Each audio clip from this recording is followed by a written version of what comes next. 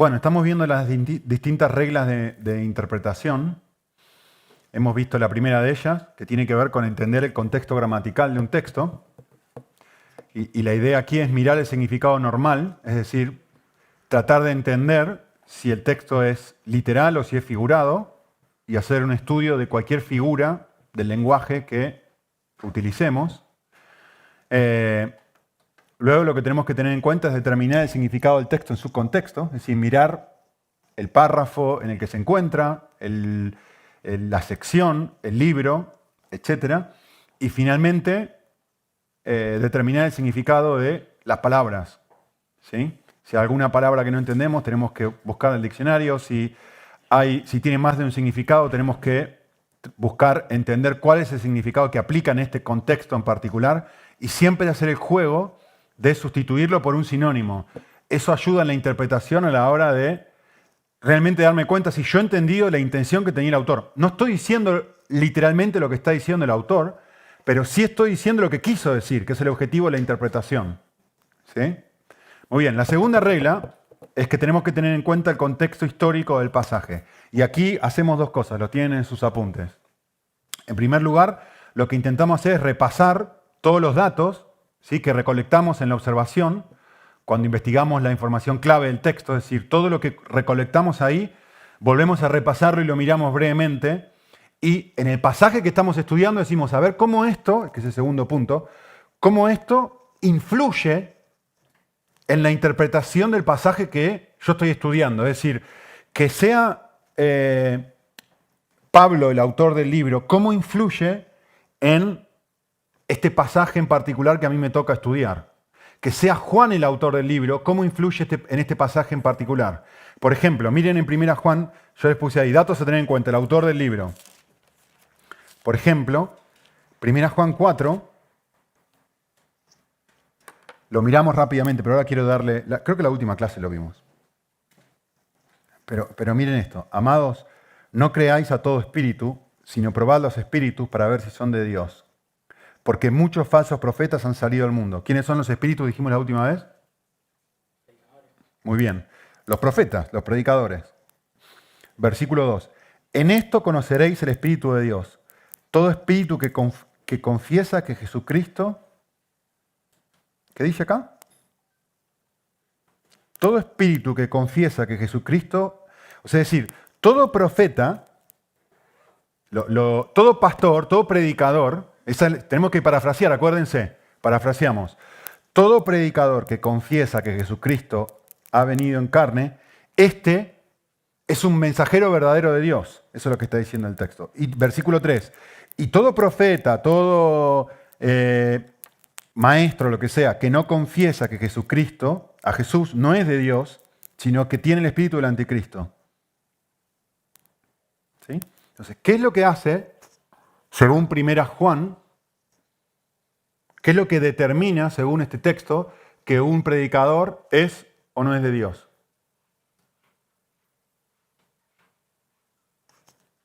Estamos en época navideña, así que es muy fácil la respuesta. ¿Qué es? Es que tiene que confesar que Jesús fue hombre y murió. Sí. Bueno, no que fue hombre y murió, que fue hombre. Sí. En el texto, por lo menos lo que dice Juan acá, es que ¿qué? Que tuvo carne. Que físicamente, que no era un fantasma, que no parecía un ser humano, sino que realmente tuvo carne y hueso. Para el autor Juan, esto es importantísimo. Y miren esto. Vayan al capítulo 1, versículo 1 al 4. Miren. Comienzo la primera carta, 1 Juan. Lo que existía desde el principio. ¿De quién está hablando? De Jesús.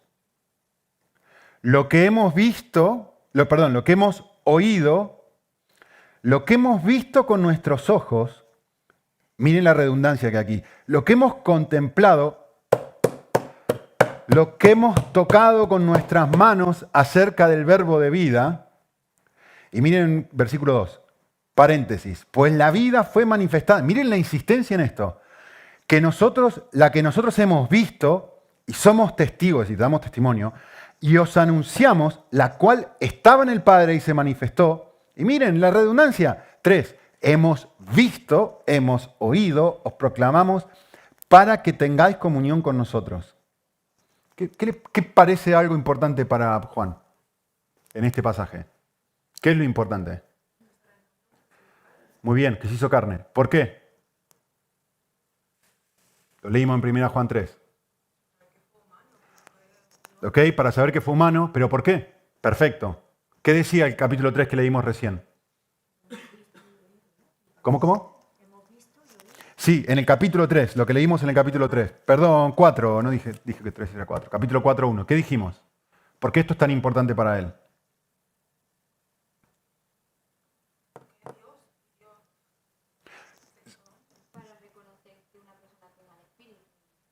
Ok, muy bien, nos estamos acercando.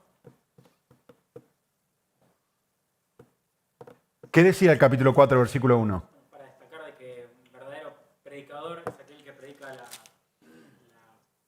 humanidad de Jesús, digamos. Exactamente, esto es tan importante, lo repite, lo dice en el capítulo 4. ¿Por qué? Porque hay gente que está diciendo lo opuesto. Hay gente que está diciendo que Jesús no vino en carne. Capítulo 4, versículo 1 y 2. Prueben los espíritus, porque hay profetas, acuérdense, hay profetas que dicen ser de Dios y en realidad están diciendo que Jesús es una especie de fantasma que no tenía cuerpo. Entonces, ¿cómo sabemos si una persona realmente es un profeta de Dios? Si dice que Jesús vino en carne. Entonces, el autor acá es clave. ¿Por qué es tan clave el autor? Porque él fue un testigo ocular de lo que realmente sucedió. Y por eso él comienza el libro como lo comienza, diciendo, yo lo toqué, yo oí a Jesús. Yo lo vi con mis propios ojos. Yo soy un testigo real y vivo de que esto no era que vos no pasabas la mano así por Jesús y era como, como una especie de fantasma. No. Nuestras manos lo palparon, lo tocaron, ¿sí? Y lo hemos visto y lo reenfatiza porque gasta. Toda la introducción del libro de 1 Juan es justamente eso. ¿Por qué hace eso? Porque es importante producto de lo que está sucediendo con la gente a la que le manda la carta. Hay gente que está recibiendo esto. Entonces, en este caso, el hecho de que Juan sea el autor y no otra persona es extremadamente importante. ¿Sí? Porque me ayuda a mí a entender, vale, un momento, él está defendiendo esta clase de cosas. ¿Sí? Otro ejemplo rápido. Filipenses. Lo hemos mirado hace poco. Así que, ¿de qué habla Filipenses 2? Rápidamente, Filipenses 2. Muy bien. ¿Qué tipo de actitud? ¿Cómo describe el texto la actitud de Jesús? Humilde.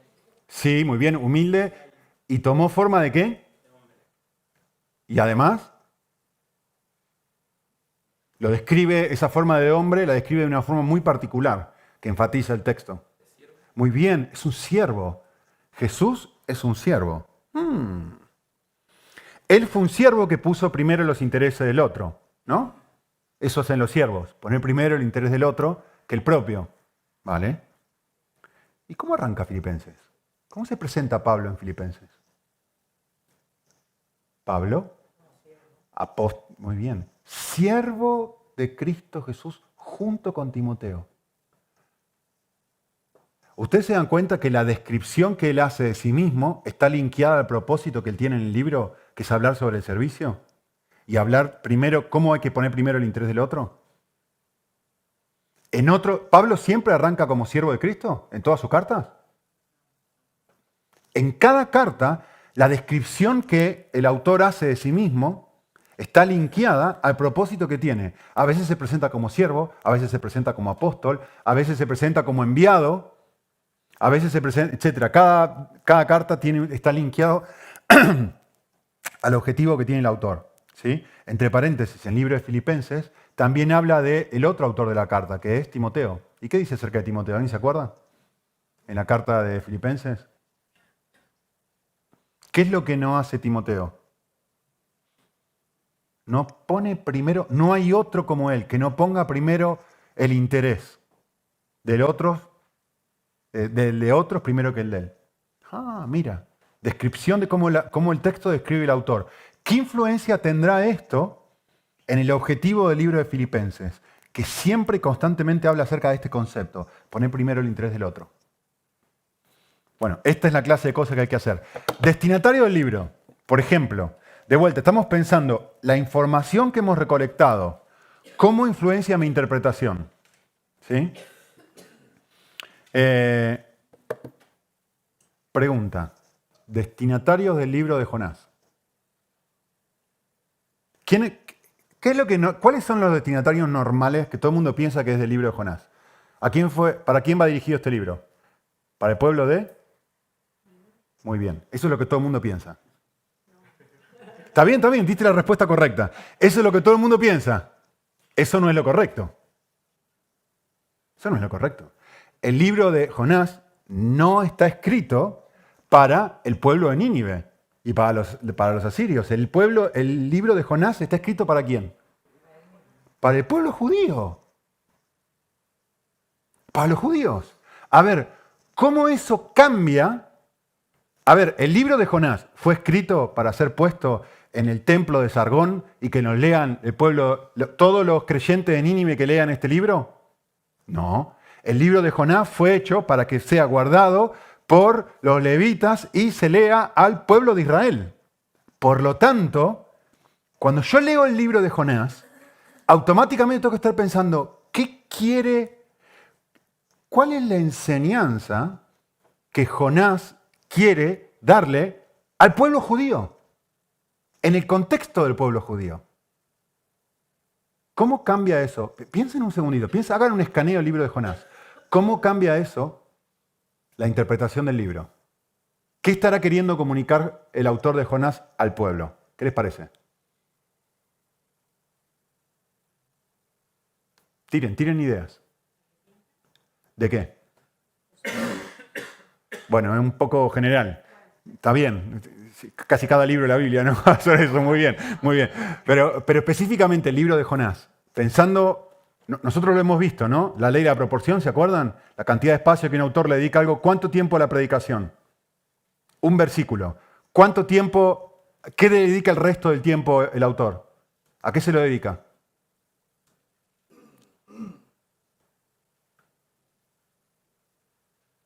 A la actitud que tiene Jonás, ¿no?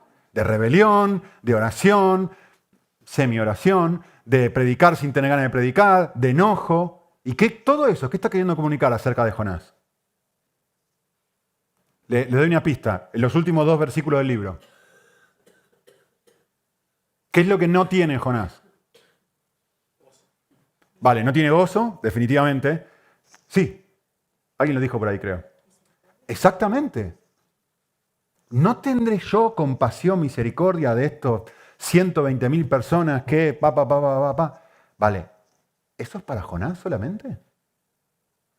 ¿O será que Jonás es un representante de la actitud que tiene el pueblo y lo que Dios quiere es mostrarle al pueblo de Israel, ustedes son así? Jonás es así, no hay ningún tipo de duda. Pero ustedes también son así. Los destinatarios originales del libro no somos nosotros, es el pueblo. Es un pueblo judío que no tenía ningún tipo de compasión por el resto de la gente que los maltrataba, como los asirios. Entonces Dios está queriendo comunicarle esta actitud que tiene Jonás es la misma actitud que tienen ustedes. Necesito tener en cuenta los destinatarios a la hora del libro. ¿Sí? Vale, otro ejemplo rápido. Primera Pedro. ¿De qué habla Primera Pedro en general? ¿A quién le habla? ¿Qué está pasando con los destinatarios del libro de Primera Pedro? Muy bien, están sufriendo persecución. A los expatriados que están no sé dónde, y no sé dónde, y no sé dónde. Capítulo 1, versículo 1. Bien. Es muy interesante pensar esto. Miren el capítulo 3 de Primera Pedro. En realidad, piensen en todo el libro de Primera Pedro. Pero dice en versículo 3 y 18, «Estad sujetos a vuestros amos». ¿Cómo influye el hecho de quiénes son los destinatarios en mi interpretación de este pasaje? ¿Qué dijimos de los destinatarios, Gaby? No, ¿qué acabas de decir de los destinatarios del libro de Primera Pedro? Mira, a alguien perseguido le dice, «Está sujeto a vuestro amo con todo respeto». Está añadiendo dolor al que ya está pasándola mal. ¿Le dirías eso a una persona que está expatriada, que no tiene familia, que perdió todo su dinero, que está en otro país, que no tiene cómo sostenerse financieramente? Mirá lo que le dice a este grupo de gente. ¿Querés que siga leyendo? Mujeres, están sujetas a vuestro mal. Pero a esta gente que estás pasándola tan mal, ¿encima le decís eso? Capítulo 3, versículo 13. ¿Quién os podrá hacer daño si mostráis celo? Pero si sufrís por causa de la justicia, pero si ya están sufriendo, miren la clase de cosas que le dice a esta gente que no tienen casa, coche, lo han perdido todo su dinero, están en un lugar donde, entre paréntesis, no pueden hablar el idioma probablemente, están lejos de su familia, no pueden celebrar Navidad y todas sus cositas que tenían de siempre, no tienen absolutamente nada. Es más, miren lo que dice capítulo 4, versículo 10. Usen sus dones. A mí, que yo pobrecito, que estoy en esta... Sí, a ti. Da igual, después podemos llegar a interpretar qué quiere decir, qué no quiere decir. Lo único que quiero que vean ahora es cómo el comprender o el tener en mente quiénes son los destinatarios influyen a la hora de leer el texto. ¿Se dan cuenta? Entonces siempre tengo que estar pensando, ¿a quién va dirigido esto? ¿A quién va dirigido esto? Y cómo eso afecta la interpretación del pasaje. Por ejemplo, otro ejemplo. Yo sé que esto creo que les he mostrado antes, pero hace muchos años ya, así que va a ser como nuevo. El público se renueva. Fecha del libro. ¿Cómo influye la fecha del libro en mi interpretación de un pasaje?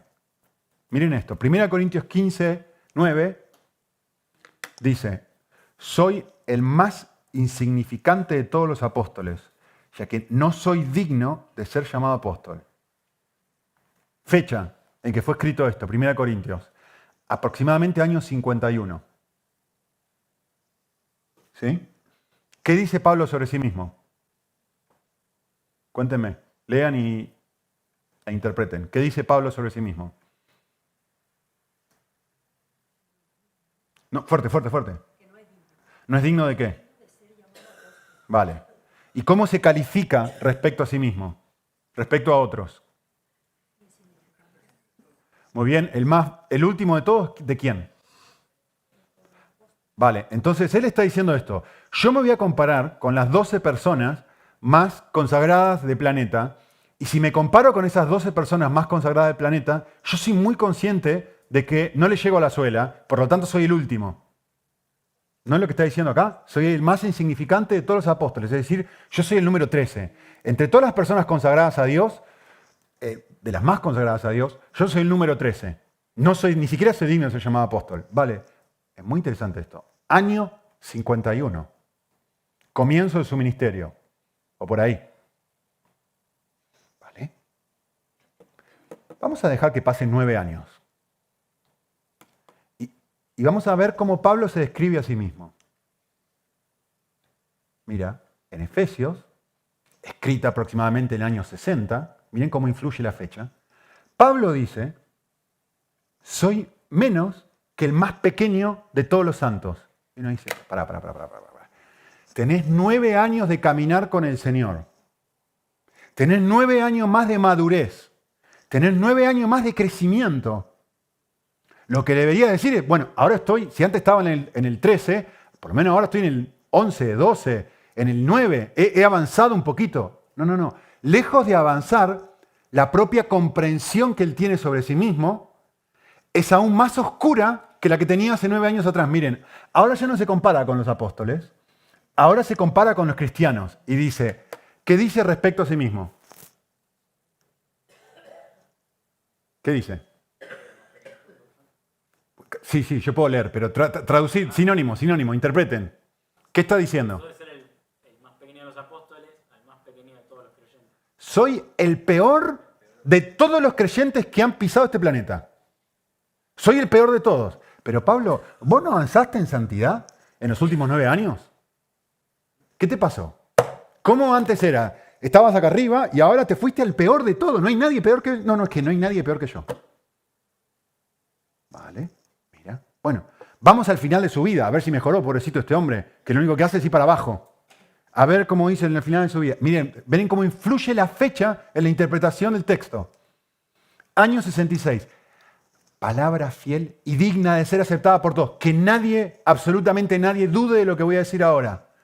Cristo vino al mundo a salvar, miren ahora, no son los apóstoles, no son los santos, ahora dice a los pecadores, es decir, a la gente no creyente, entre los cuales yo soy el primero. Es decir, al comienzo de su ministerio se compara con los discípulos y dice, yo soy el último de los discípulos. En la mitad de su ministerio dice, no, yo me comparo con el resto de los cristianos y realmente yo soy el peor.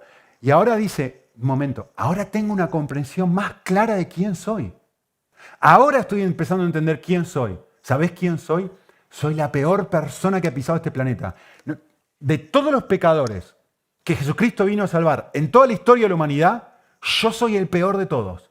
Que nadie tenga duda de esto. ¿Cuándo dice esto? Al final de su vida. ¿Qué dice esto sobre nuestra teología? ¿Qué es crecer en santidad? ¿Qué es crecer en santidad? Ahora sí toca interpretar, ¿eh? Si este hombre está creciendo, supuestamente, porque esto es el final de su vida, un poquito antes de que lo maten, ¿qué dice esto sobre qué es la santidad? ¿La santidad es mejorar o la santidad es tener una comprensión más clara de lo que hay acá adentro? Y una comprensión más clara de mi necesidad de la cruz, de Cristo. Y una comprensión más clara de mi necesidad del Evangelio. ¿Qué es crecer en santidad? Nicolás, ¿cómo te diste cuenta de eso? Primero alguien lo observó, yo no lo observé, esto se lo robé a alguien hace como 30 años. Pero ¿ven cómo influye la fecha? Si yo no tengo en cuenta la fecha de esto, no me dice nada. Pero si yo tengo en cuenta la fecha y trato de a ver cómo influye la fecha en mi interpretación de este texto, que es lo que yo estoy tratando de mostrarles ahora. Es decir, toda esta información que yo recolecté en la observación, cómo influye en mi interpretación de 1 Timoteo, en mi interpretación de Efesios, en mi interpretación de Corintios. No le estoy haciendo decir, no estoy imponiendo mi teología basada en el corazón y basada en la cruz al texto. Si han leído Cambios Profundos o me han escuchado predicar, saben que siempre predico eso. No se la estoy imponiendo al texto. El texto me está diciendo a mí. Me está diciendo, esta es la forma en la que Pablo piensa. ¿Piensa acerca de quién? Piensa acerca de sí mismo. Él piensa así acerca de él. La Biblia lo describe de esa forma. Vale, entonces yo tengo que empezar a pensar así yo también. ¿Lo ven? Vale. ¿Qué influencia tiene el propósito del libro en mi interpretación del texto? Les quiero dar 5 ayudas para esto que les va a ayudar. No puedo mirarlas en detalle, se las voy a mencionar nada más y darles ejemplos por arriba de cómo descubrir el propósito de un libro. Pero a veces hay referencias explícitas respecto al propósito del libro. Algunas que son las más conocidas, ¿no? Por ejemplo, Lucas 1, versículo 1 dice, por cuanto muchos han tratado de compilar una historia de las cosas que entre nosotros son muy ciertas, tal como las han transmitido desde el principio, los que fueron testigos oculares y ministros, también a mí me ha parecido conveniente, después de haberlo investigado todo con diligencia, escribírtelas para que sepas la verdad precisa acerca de las cosas que te han sido enseñadas. Ahí tiene el propósito del libro, al comienzo de Lucas. ¿Lo ven? Es extremadamente explícito el propósito. Lucas 1, 1 al 4. O sea, no todos los libros son tan explícitos como Lucas, pero hay varios libros. El Evangelio de Lucas es uno, el Evangelio de Juan es otro, ¿no? ¿Se acuerdan que lo leímos? Muchas otras señales hizo Jesús en presencia de sus testigos, pero estas fueron escritos para que creáis que Jesús es el Hijo de Dios y para que creyendo en Él tengáis vida eterna. Me está diciendo explícitamente el propósito del libro. 1 Timoteo 3,14 es otro ejemplo, si quieren pueden anotar ahí. Te he escrito para que sepas cómo comportarte en la iglesia de Dios. Me está diciendo, mirá, un pastor mayor le escribe a un pastor más joven, Pablo, a Timoteo, y le dice, te escribo este libro para que sepas cómo debe funcionar la iglesia. ¿Se acuerdan que vimos lo de las viudas la última vez? Te estoy diciendo, este es el propósito de mi libro. Y todo lo que leas en el libro, tenés que tener en cuenta que este es el propósito. ¿Sí? Vale. Entonces, hay referencias explícitas respecto al propósito. Luego, hay referencias implícitas respecto al propósito. Por ejemplo, en el mismo Timoteo, varias veces dice, sé valiente, que nadie tenga en poco tu juventud, sé valiente. ¿Qué me está diciendo acá? Que parte del propósito del libro de 1 Timoteo tiene que ver con Pablo alentar a Timoteo a enfrentar una situación donde normalmente un joven no estaría puesto en esa situación. ¿Sí? Entonces, implícitamente me está diciendo, parte de la razón por la que Pablo escribió a Timoteo tiene que ver con una realidad que está experimentando Timoteo. Pero eso no lo dice en el libro de manera explícita, pero sí implícita. Si empezás a leer el texto, empezás a ver y decís, pero ¿por qué repite esto tantas veces? Es muy obvio que Pablo tiene la intención de desafiar y de afirmar a este chico que está en una posición de liderazgo siendo muy joven y decir, esto está bien, tranquilo. Priscila, hiciste lío. Gracias. Muy bien. Otra forma de descubrir el propósito del libro. Repetición de temas. Por ejemplo, el libro de 1 Pedro, acabamos de decir recién, repite varias veces, si uno va mirando el libro, el aspecto del sufrimiento.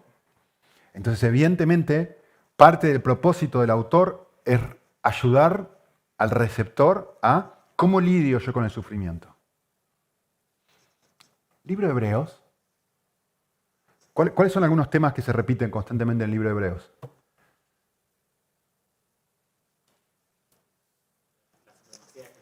Muy bien. La supremacía de Jesús, eso es más teológico, muy bien. ¿Sí? La supremacía de Cristo. Respecto a los problemas de los receptores, respecto al propósito del libro. ¿Inmadurez? ¿Relacionada con qué específicamente? Con la persecución y la prueba.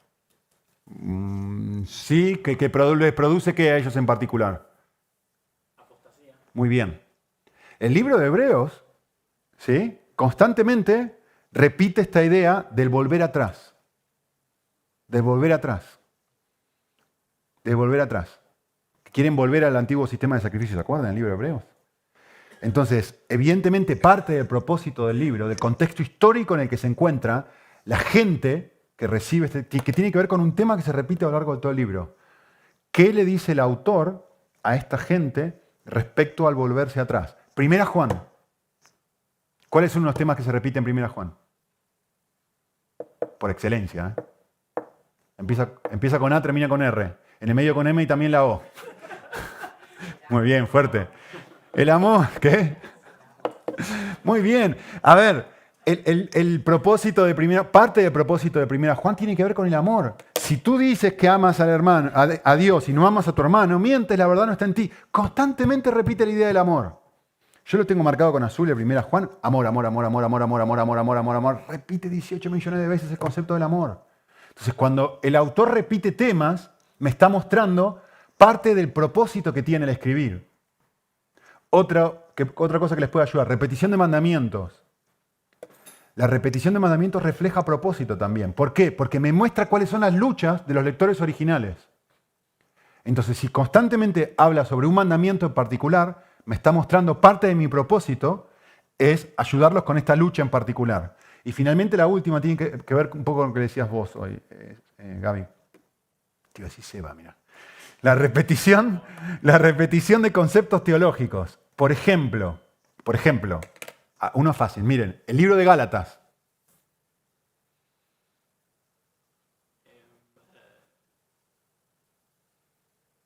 El libro de Gálatas. Piensen en Gálatas. Piensen en todo lo que saben del libro de Gálatas. 6 capítulos.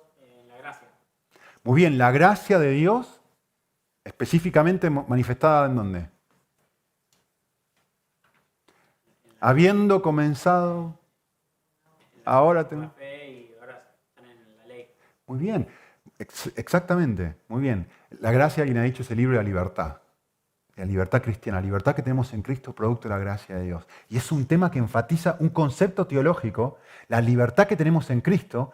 ¿Cómo otra vez os hacéis esclavos de estas cosas? ¿Cómo podés ¿Quién os ha fascinado? ¿Quién os ha hipnotizado de tal forma que volvéis a estos preceptos cuando para libertad Cristo os hizo libres? Eso es un concepto teológico que el libro enfatiza constantemente. Si uno lee y dice, a ver qué concepto teológico el autor quiere enfatizar en el libro de Gálatas. Como es un libro cortito, ustedes pueden leer del capítulo 1 al capítulo 6 en menos de media hora y lo leen todo y piensan, a ver, voy a pensar en el propósito del libro. Pablo es extremadamente, lo mismo en Efesios, lo mismo en cualquier libro cortito así de Pablo. Es muy fácil hacer esto. Lees todo el libro pensando qué concepto teológico resalta Pablo y quiere destacar que me muestra a mí, esto es parte de su propósito central. Romanos. ¿Cuál es? A ver, si no saben esto ya me voy a enojar, ¿eh? Muy bien, justificación por la fe. Es el concepto. Pero, ¿dónde dice en el libro de Romanos que el propósito de Pablo es la justificación por la fe? En todo el libro. No lo dice de forma explícita. Pero si lees Romanos del 1 al 11, lo único que Pablo hace es repetir una y otra vez que somos salvos por gracia, por medio de la fe. Somos salvos por gracia y esto no de vosotros. Bla, bla, bla. Bueno, esto es Efesios.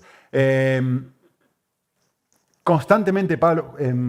justificados pues por la fe, este es Romanos 5.1, tendréis paz para con Dios. Romanos 3.23. Por cuanto todos pecaron están destituidos de la gloria de Dios.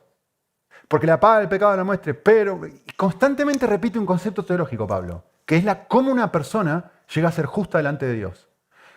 Ok, no hay una referencia explícita al propósito del libro, pero sí una referencia implícita. ¿De dónde sale esa referencia implícita? Sale del concepto que él quiere enfatizar en el libro. ¿Lo ven? Muy bien. Entonces, tenemos en cuenta la información que recolectamos del autor y decimos, ¿cómo esto influye en mi interpretación? Tenemos en cuenta los destinatarios. ¿Cómo influyen los destinatarios en mi interpretación? La fecha del libro y el propósito del libro. Y finalmente, repasamos esos datos. Quisiera decirle dos cosas muy breves respecto a las fuentes a tener en cuenta. ¿De dónde sacamos nosotros esa información? La primera, yo les puse ahí en su hojita, tiene que ver con la evidencia interna. Es decir, la saco del texto mismo. La evidencia interna es esto. Información que me da la Biblia misma respecto a estas 4 cosas que acabo de mencionar arriba. ¿Sí? Y luego, la evidencia externa, que son datos históricos, datos extrabíblicos que me ayudan a mí a entender el contexto bíblico. Por ejemplo, les voy a dar un ejemplo para que entiendan. Miren. A ver, si ustedes leen Herodes en la Biblia, ¿cuántas veces aparece la palabra Herodes en la Biblia? Muchas veces. El rey Herodes aparece muchas veces. ¿Sí? En Mateo, en Lucas, en Hechos. Este Herodes parece que tiene más vidas que nadie, ¿no? La Biblia dice Herodes, no dice más nada. Herodes, lo tienen acá. ¿Sí? ¿Se acuerdan cuando Jesús nace? ¿Qué hace Herodes? ¿Qué hace Herodes? Manda a matar a todos los niños menores de 2 años. Este es Herodes el Grande. ¿Sí? Ahora, en Lucas 13, Jesús llama a Herodes zorra. Pero no es el mismo Herodes. Este es Herodes Antipas, es otro Herodes. Y luego hay otro Herodes en el libro de Hechos que hace decapitar a Jacobo, a Santiago. Y que termina muerto por los gusanos y que lo mete en la cárcel a Pedro. ¿Se acuerdan? En Hechos 12, si no recuerdo mal. Y luego hay otro Herodes, evidentemente, frente al cual Pablo compadece y le cuenta su testimonio en Hechos 25. Entonces, ¿qué quiero decir con esto? ¿Cómo haces tú para saber cuál de estos 4 Herodes se trata? No hay forma. Desde la evidencia interna, es decir, desde la Biblia misma, yo no tengo forma de saber cuál de estos 4 es. Por eso necesito evidencia extrabíblica que me ayude a mí a entender el contexto histórico en el que suceden los acontecimientos. No es lo mismo este que este que este. Si no vas a entender, che, pero este no había muerto. ¿Cómo es que ahora está compadeciendo frente a este? Y está contando su testimonio. La Biblia tiene un error. No, no tiene un error. Es que este hombre no es el mismo que este. ¿Y cómo sabes, Nico, si la Biblia no lo aclara? Claro que no lo aclara, porque necesito estudiar la historia, el contexto histórico donde se desarrollan los acontecimientos para entender, a ver a qué se refiere. Esto es solamente un ejemplo, ¿sí? Entonces, ¿de dónde saco esto? De un comentario bíblico, de un diccionario, etc. ¿Vale? Muy bien. Entonces, todo lo que hemos visto hasta ahora, perdón que voy rápido, pero nos toca, ¿eh? Cómo el contexto histórico, dónde se encuentra mi pasaje en particular, qué aspectos de este contexto yo necesito tener en cuenta para realizar una interpretación correcta. Eso es lo que hemos dicho hasta ahora, la segunda regla. Tercera regla es, necesito tener en cuenta el contexto cultural. Yo les he puesto ahí a ustedes, ¿qué es la cultura? Voy a leer desde aquí. Dice así. La cultura es aquello que la gente cree, dice viste, come, hace, practica y cómo piensa o procesa la información en un lugar particular y en una época especial. Está muy buena la definición, ¿eh? Lo que cree, lo que dice, lo que viste, lo que come, lo que hace, lo que practica, cómo piensa y cómo procesa la información en un lugar particular y en una época especial. Son los patrones de comportamiento que conforman una sociedad. ¿Ustedes son conscientes que los españoles no piensan igual que los argentinos? Ni que los africanos, ni que los americanos. Y la forma de procesar la información que tú recibes, o sea, tú lees esto y lo procesas en tu cabeza de una forma, yo leo esto y lo proceso en mi cabeza de otra forma, viene un africano y lo procesa en su cabeza de otra forma, y el objetivo de la interpretación es sacarnos eso y ser objetivos. Muy importante eso. Si no, yo le voy a imponer mi cultura. Y a la vez, la persona que escribió esto tenía una cultura particular que yo necesito tener en cuenta para que yo entienda lo que quiso decir. Entonces, hay dos dinámicas. Por un lado está mi cultura, mi forma de procesar la información. Por el otro lado está la forma de procesar la información de la persona que escribió este texto. Y lo que yo necesito hacer, mi trabajo, es, voy a sacarme mi cultura, me voy a meter en la cultura, en la mente de esta persona, cómo pensaba una persona del siglo I, cómo procesaba la información, qué practicaba, qué comía, qué decía, qué creía, para tratar de entender lo que esta persona dijo, no lo que a mí me parece que está diciendo. ¿Sí?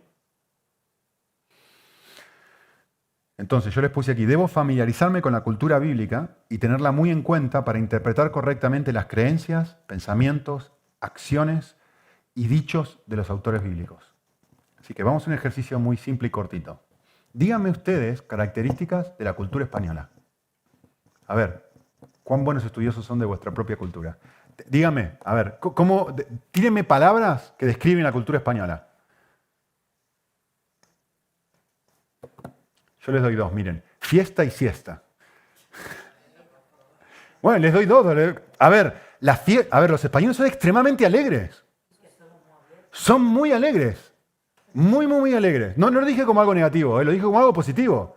Son muy alegres. Los españoles son las personas con las cuales vos querés irte de fiesta. Porque te reciben, te incorporan, vamos al bar y empezamos a charlar. Si no son, a ver, miren, si no son las tapas en el sur, son los pinchos en el norte. Y están todos juntos ahí, comiendo, charlando en la calle. Pero un inglés no es así. Un africano no es así. Un americano no es así. El español es así. No es algo negativo, es tu cultura. Por eso, eso mismo. Y más Andalucía, muy bien. El español es orgulloso. ¿Quién no es orgulloso? ¿No? Pero el español tiene un tipo de orgullo particular. Yo lo describo orgullo señorial, que incluso comprende y acepta las virtudes de las demás personas, pero con orgullo. El orgullo argentino no es así. El orgullo argentino jamás aceptaría las virtudes de otro. ¿Qué? No, yo estoy peleando por ver quién gana. El español es distinto, es igual de orgulloso, pero nosotros competimos. Por eso el argentino cae mal. Pero el español sabe aceptar ¡ole! Le dice al otro. Yo he visto gente del Real Madrid diciendo ¡ole! A uno de Barcelona. En Argentina jamás pasaría eso. Y viceversa. Yo he visto en estadios de fútbol que le han aplaudido a gente que no es del mismo equipo por haber jugado muy bien. Eso es muy bueno de un español. Es excelente eso. Un argentino le dice que lo mates. ¿Y un judío? Y yo qué sé, Nico. Y vale, pero el que escribe esto, ¿qué es? Yo necesito entender esto. Necesito entender la cultura. No, pero a mí eso no me interesa. Vale, entonces no vas a entender muchas cosas de por qué escriben como escriben. Porque la cultura influye todo. Influye la forma de escribir, la manera, las palabras, cómo piensa, cómo procesa la información. Influye todo. Tengo tiempo. Les voy a leer algo que leí de la mañana que me gustó. Y digo, lo voy a leer porque está muy bueno. Tiene que ver con esto. Miren qué interesante. Me encantó. Les va a ayudar a entender cómo influye. Miren cómo influye la cultura. Miren esto. Está buenísimo. Estoy leyendo este libro de Profeta Pródigo. Me gustó. Dice, habla de Jonás, ¿no? ¿Dónde fui?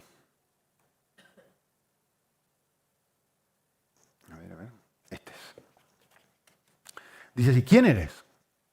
Los marineros, acuérdense que está hablando de Jonás, concluyeron que la tormenta era un castigo por el pecado cometido. Yo me pregunto, un marinero, un capitán, pensemos en el, ¿cómo se llama? El novio de Nuria, que trabaja en el puerto.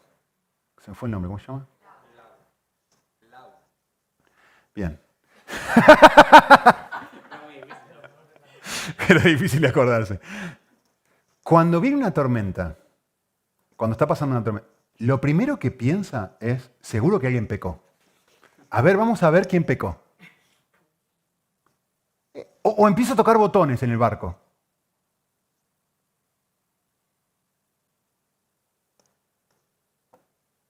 Lo primero que piensa es lo que piensan los marineros acá, en el libro de Jonás. La cultura forma parte de tu proceso de pensamiento. Vale. Dice, los marineros concluyeron que la tormenta era un castigo por un pecado cometido y echaron suertes para descubrir quién habría podido actuar indebidamente. Yo ya me imagino ahí los marineros cuando hay una tormenta, me refiero hoy, ¿no? En un acorazado, tirando los dados a ver tirar a alguien al mar. ¿Hubieran hecho eso? ¿Harían eso hoy? Necesito meterme en el cerebro de ellos. ¿Sí? Cuando la suerte cayó sobre Jonás, empezaron a bombardearlo con preguntas. Básicamente estaban preguntando 3 cosas. Muy interesante esto. Su propósito, cuál era su misión. Su lugar o localidad, de dónde vienes y cuál es tu país. Y su raza, cuál es tu pueblo. Estas son preguntas sobre la identidad de una persona. Y esta tiene múltiples aspectos. ¿A qué pueblo perteneces? Inquiere sobre el aspecto social. Nos definimos a nosotros mismos no solo como individuos, sino además por la comunidad, familia, grupo racial, partido político, con el que nos identificamos más estrechamente. ¿De dónde vienes? Señala el lugar físico y el espacio en el que nos sentimos más cómodos o en casa, donde sentimos que pertenecemos.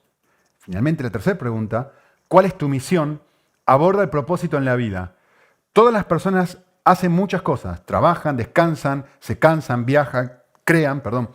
Pero ¿qué hacemos con todo esto? Todas estas cosas ofrecen un sentido de trascendencia y seguridad. Ahora, escuchen esto es lo que quiero que entiendan. Ese es un ejemplo de Jonás. Pero este ejemplo me llamó muchísimo la atención, más que nada porque yo también soy inmigrante. Y miren cómo influye esto, miren cómo la cultura define tanto. Miren esto. Hace unos años conocí a Mike. Cuando le pregunté quién era, me respondió que era un irlandés que había vivido en Estados Unidos por 20 años. Tengan esto en cuenta, una persona de otro país que vive, de Irlanda, que vive en Estados Unidos por 20 años. Después de haberse trasladado aquí para conseguir un mejor trabajo, bien, se había mudado. Él trabajaba en la construcción y así podía proveer para su familia y criar a sus hijos, lo cual era, dijo él, lo más importante sobre mí. Proveer para su familia y criar a sus hijos era lo más importante sobre mi persona. Te estoy hablando y estoy contando. Che, ¿quién sos? ¿Qué haces? Yo trabajo y me mato trabajando. ¿Por qué? Porque lo más importante para mí es proveer para mi familia y criar a mis hijos. Sin embargo, miren en la mente de él. Esperaba regresar a Irlanda porque era donde se sentía como en casa. Ahora, dice el autor, también conocí a su hijo Roberto, un abogado recién salido de la universidad que trabajaba para una organización sin fines de lucro que representaba a personas que habitaban en viviendas para familias de bajos ingresos. Su hijo es un abogado, trabaja para una organización sin fines de lucro ayudando a familias de bajos ingresos. Y escuchen esto. Al utilizar preguntas sobre la misión, el lugar y el pueblo, fue posible ver que había un cambio de identidad entre las generaciones. La identidad de cada persona está integrada por capas. El trabajo de Roberto, el hijo, era la capa más importante de su identidad. Su trabajo, lo que él hacía. Ser un profesional capacitado y hacer justicia al pobre era lo que le daba significado real a su vida. Cuando hablé con él en esa ocasión, tenía poco interés en casarse o en iniciar una familia al estar tan absorbido por su trabajo. El trabajo del padre, de Mike, en cambio, no era su capa más importante. Solo era una fuente de dinero para su principal misión en la vida, es decir, ser un buen proveedor y criar a su familia. Aunque Roberto valoraba sus raíces irlandesas, el hijo, no tenía la intención de trasladarse a Irlanda. Estoy viendo a mis hijos acá. Estados Unidos era su lugar. Tanto este padre como el hijo tenían identidades que consistían de misión, lugar y raza, pero estaban ordenadas de una forma diferente.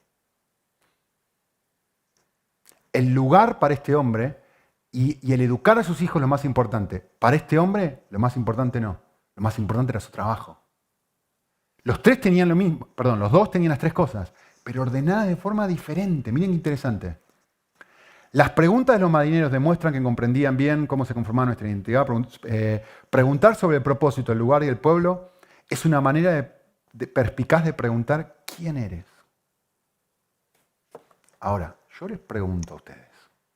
Miren algo tan simple, pero tan interesante en una generación. En una sola generación de un irlandés que se muda a Estados Unidos, cuyo hijo ahora tiene una identidad, una forma de leer la vida distinta. Mi objetivo en la vida no es proveer para mis hijos. Mi objetivo en la vida es mi trabajo. ¿Cambió qué? Su creencia, su práctica, lo que hace, lo que dice, la forma de procesar información. Todo cambió en una sola generación. En una sola generación. El desafío es, ¿y cómo pensaba un judío del siglo I? Si mis hijos, argentinos, nacidos en Argentina, piensan de una forma completamente diferente a la mía, después de estar solamente 10 años acá, porque piensan de una forma española, y andaluza en particular, ni siquiera como piensa un catalán, ¿o no? Muy bien, por la cara lo entendí. O como piensa un vasco, no, como piensa un andaluz. Ahora, ¿dónde tiene la identidad un judío? Ustedes empezaron, ¿cómo eso influencia la forma en la que interpretas el texto? ¿Cuál es la identidad de un judío? Dígame, a ver, conceptos que ustedes tienen en mente, culturales, ¿sí? ¿Cómo piensa, qué cree un judío? ¿Judío del siglo I? Sí, no de hoy, del siglo I. Lo más importante para esta persona es ¿qué? Muy bien, fuerte. Cumplir la ley. Cumplir la ley es la cosa más importante para esta persona. Mira, toda la Biblia tenés que filtrarla por esta gente está tratando de... Generan su identidad en función de cuán bien o cuán mal se están portando. Si no, piensen en los evangelios y cómo Jesús habla con los judíos de ese momento, atacando a los fariseos constantemente, que son la imagen de lo que significa cumplir la ley. ¿Cómo afecta eso a mi interpretación? Porque constantemente las escrituras están tratando de meterle como si fuese una bicicleta, meterle el palo a la bicicleta para decir, esto no es la forma de funcionar correcta. Mira, ni lo había pensado jamás. ¿Cuál es su propósito en la vida? Cumplir la ley. Y traerle honra a la familia. Ese es el propósito de vida. Traerle honor al nombre de la familia. Es que no había pensado nunca. ¿Y cómo eso influencia la forma en la que entendemos las escrituras? Vale, les quiero dar ejemplos rapiditos. La cultura, entre otras cosas, incluye, por ejemplo, la política. No lo busquemos, pero que no vamos a llegar. Pero, por ejemplo, anoten ahí, Daniel 5:29. Dice que le ofrece a Daniel el tercer puesto en el reino. ¿Se acuerdan por qué le ofrece? ¿Saben por qué le ofrece el tercer puesto? Belsasar. Porque su padre, que estaba en una campaña de guerra, estaba ocupando el primer puesto, no le podía ofrecer el segundo. Sí, entonces yo digo, me pongo a pensar, mira, le ofrece el tercero, ¿por qué no le ofrece el segundo? Bueno, necesito entender el contexto cultural, porque en ese momento estaba este hombre en otro lado. Necesito entender eso para entender correctamente el pasaje. Ruth 4, se van a la puerta de la ciudad, dice el texto. Ruth 4:1. ¿Por qué se van a la puerta de la ciudad? ¿Saben por qué? Porque ir a la puerta de la ciudad era como ir a un escribano. ¿Cómo sabes eso, Nico? Y porque hay que estudiar el contexto cultural.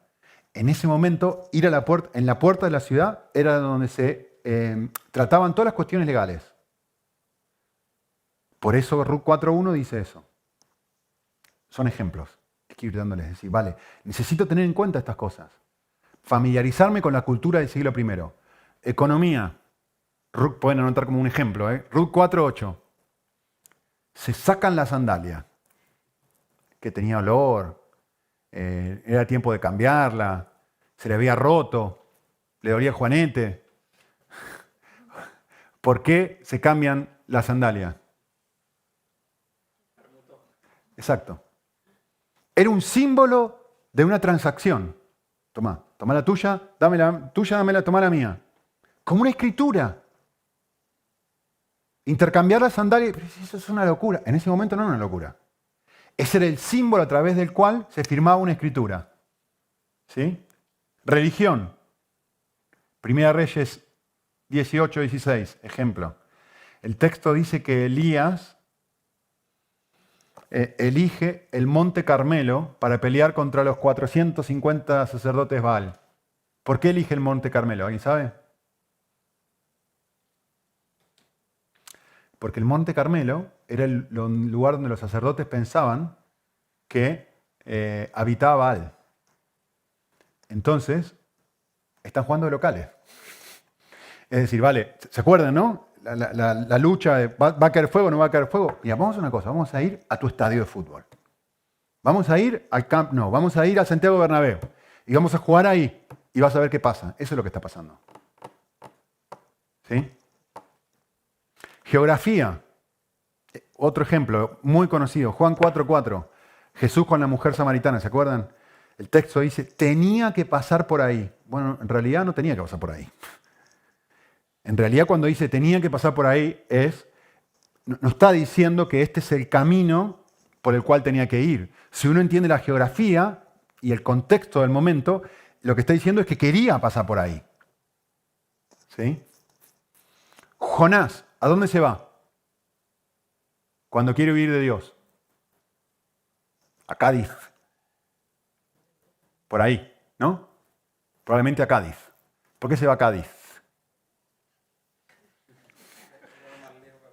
Exacto, era lo más lejos que había. Y tengo que decir, a ver, este hombre está acá en Medio Oriente, ¿qué es lo más lejos? Pero si no es lo más lejos sería América. Bueno, América no estaba descubierta.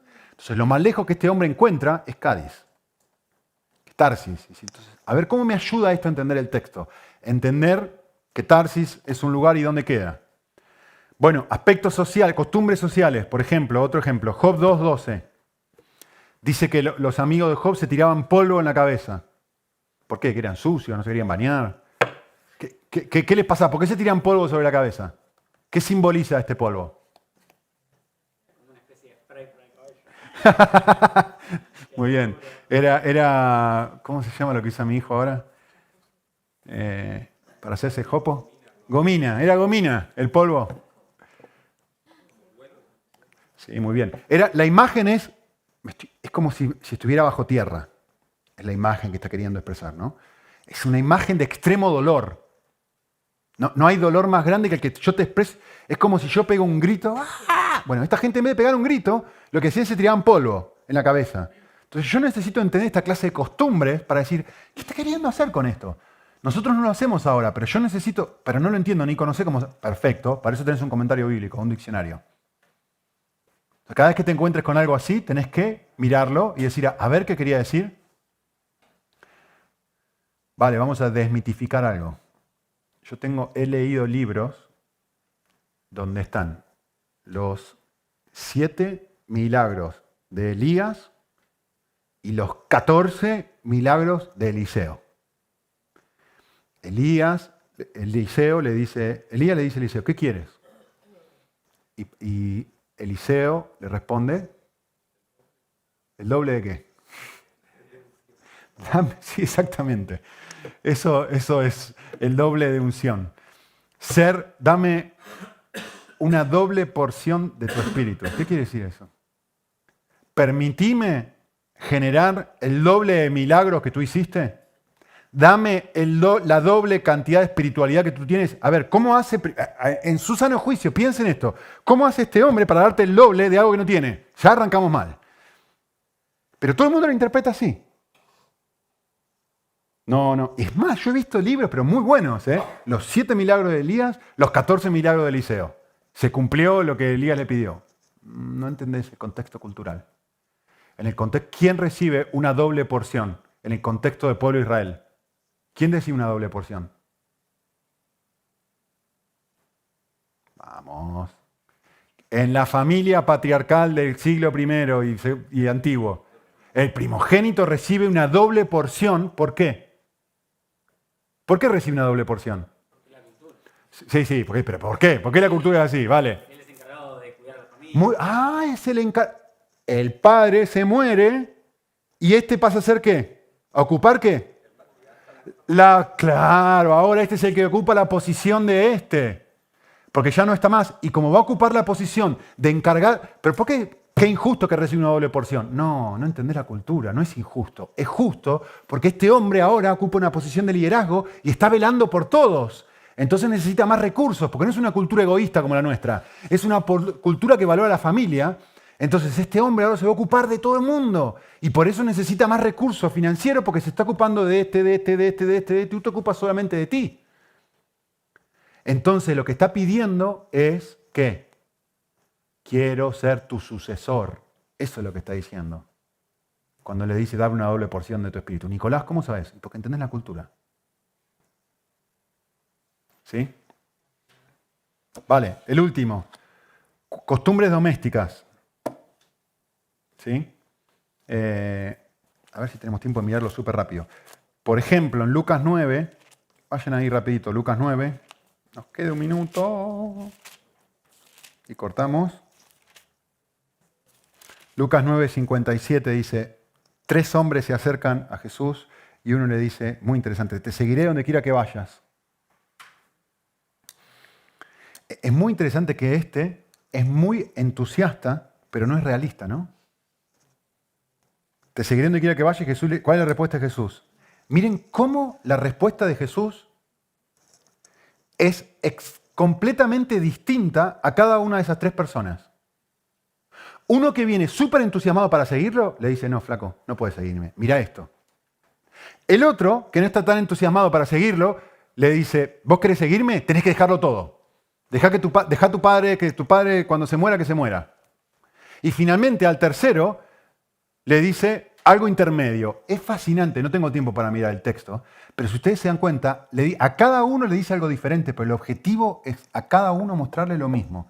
Exactamente, enfatizar la urgencia y la entrega que debe tener Cristo, un seguidor de Cristo. ¿Sí? Entonces el texto no está, si uno entiende la costumbre doméstica, el texto no está diciendo, el padre se murió y tengo que ir a enterrarlo. No, lo que el texto está diciendo es, lo que el hombre está diciendo es, mira, cuando mi padre se muera, te voy a seguir, de tal forma que ya heredé mi herencia y tengo todo lo que necesito. Y Jesús le dice, no, flaco, esto no funciona así conmigo. No podés poner otra cosa primero que a mí. Al primero le dice, que yo te puse a ti primero. ¿En serio me pusiste a mí primero? ¿Vos te das cuenta que yo no tengo dónde vivir? Y al otro le dice, bueno, yo no estoy seguro si ponerte primero o no. Le dice, vale, tenés que entregarlo todo. A cada persona le dice algo diferente, pero a los 3 exactamente lo mismo. Yo primero, este es el punto. ¿Sí? Vale, nos queda el último punto para la semana que viene, de cómo interpretar si un pasaje está culturalmente limitado o si debemos aplicarlo para la actualidad. Au revoir.